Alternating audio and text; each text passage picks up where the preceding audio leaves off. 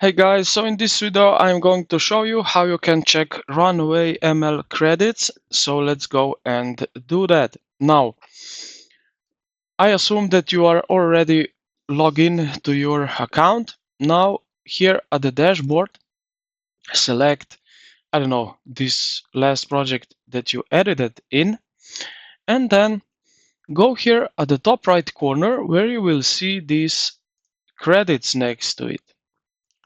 So here you will see how much credits you are left with.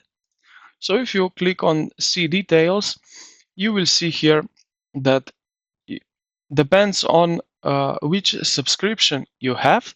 So if you have standard subscription, your monthly credits are 625. If you have pro subscription, then it's this number, 2250 credits, and so on.